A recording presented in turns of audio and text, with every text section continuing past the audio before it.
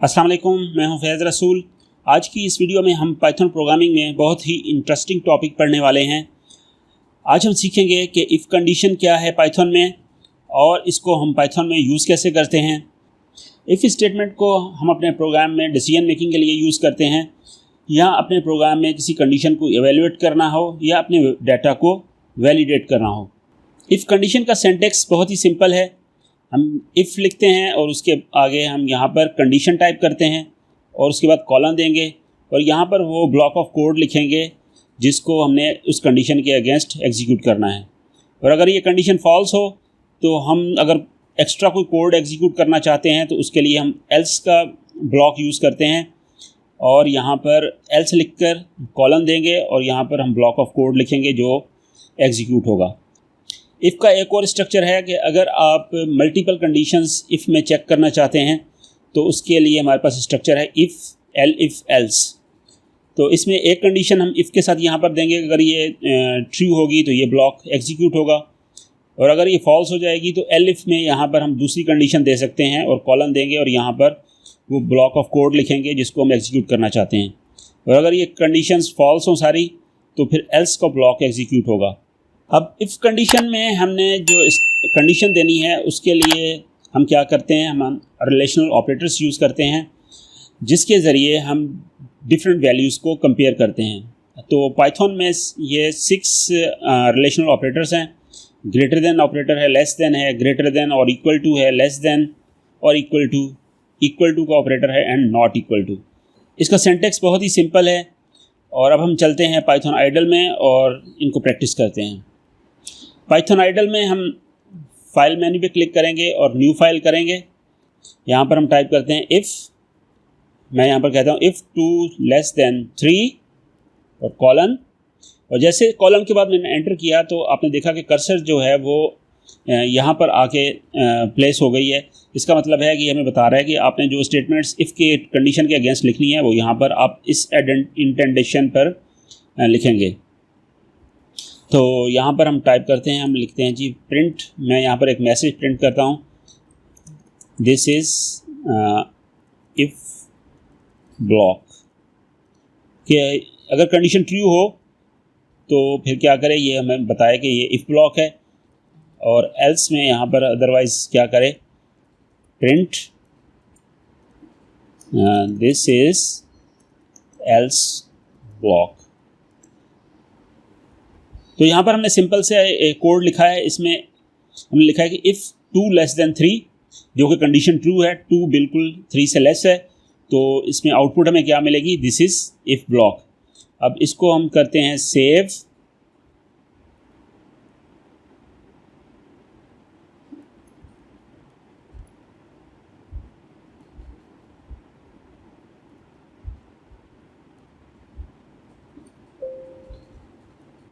जिसको सेव करने के बाद हम करते हैं रन एंड रन मॉड्यूल, और यहाँ पर हमें आउटपुट मिल रही है दिस इज़ इफ़ ब्लॉक।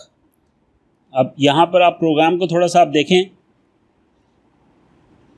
कि हमने प्रोग्राम में क्या लिखा है, इफ़ 2 लेस देन 3, क्योंकि 2 लेस है 3 से, बिल्कुल ये कंडीशन ट्रू होगी तो आउटपुट हमें क्या मिलेगी, दिस इज़ इफ़ ब्लॉक।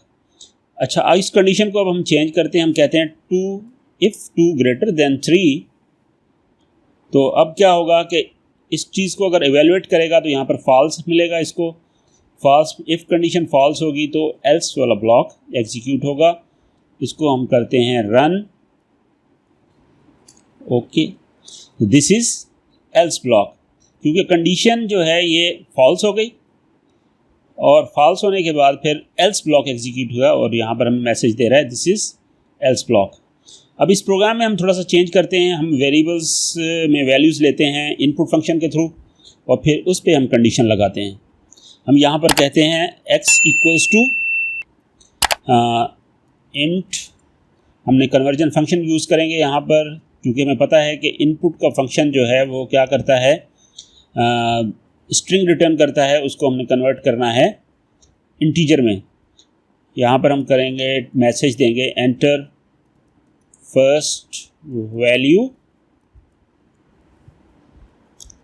और यहाँ पर ये ब्रैकेट हम इंट की हमने क्लोज की, और यहाँ पर हम कहते हैं y इक्वल्स टू इंट اور یہاں پر ہم اس میں انپٹ فنکشن یوز کریں گے اور یہاں پر میسج ڈسپلے کرنا ہے. سنگل کوٹس میں ہم کہہ رہے ہیں انٹر سیکنڈ ویلیو.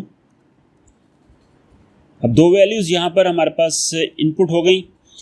اب اس کو ہم ایویلیویٹ کرتے ہیں. یہاں پر ہم اف کنڈیشن میں دیتے ہیں. اف ہم کہتے ہیں if x greater than Y دین کیا پرنٹ کرے. ہم یہاں پر میسج پرنٹ کرتے ہیں پہلے تو کہ فرسٹ ویلیو کیا ہے جی. ہم یہاں پر کہہ دیتے ہیں ایکس. فرسٹ ویلیو ایکس ہے جو ہم نے انٹر کی تھی. اور اسی طریقے سے ہم سیکنڈ ویلیو کو پرنٹ کر لیتے ہیں یہاں پر.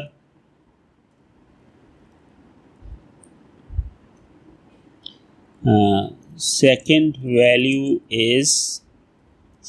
ہمارا وائی ویریبل میں ہے اور یہاں پر میسج پرنٹ کرتے ہیں کہ x is greater than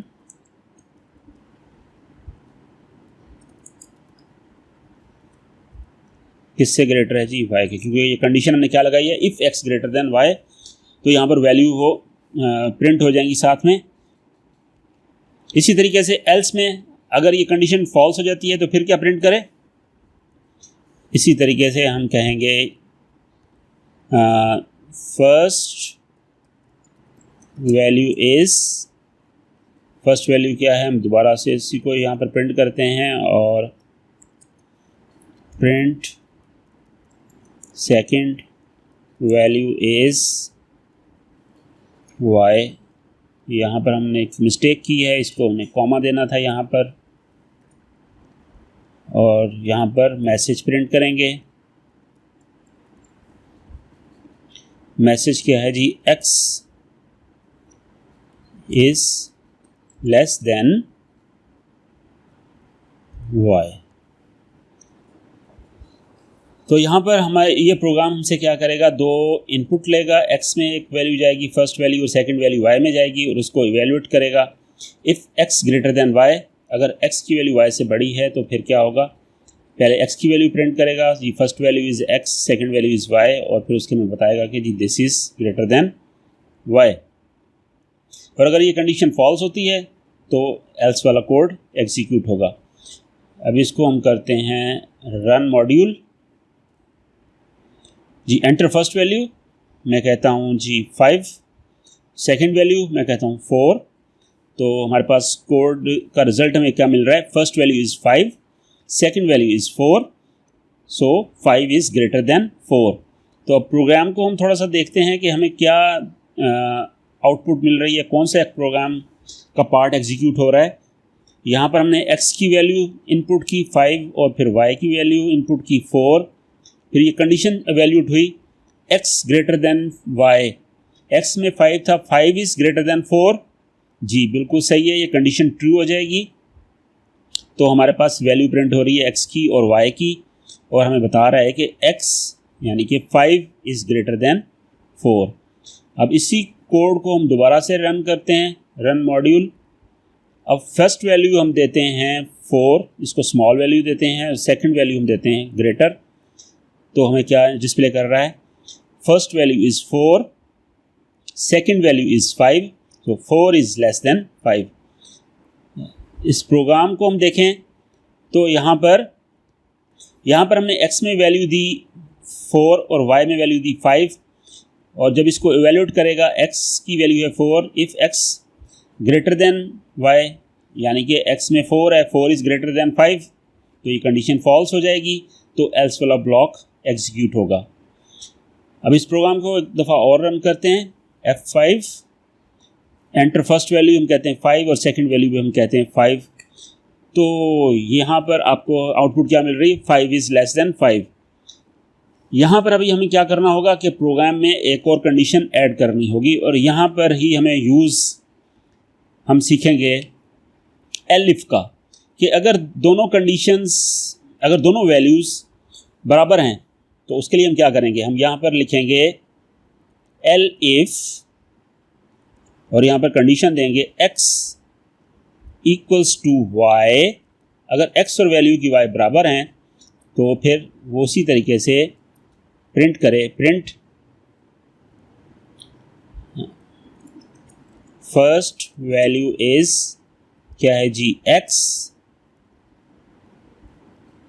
first value x है और सेकंड वैल्यू क्या है, y है।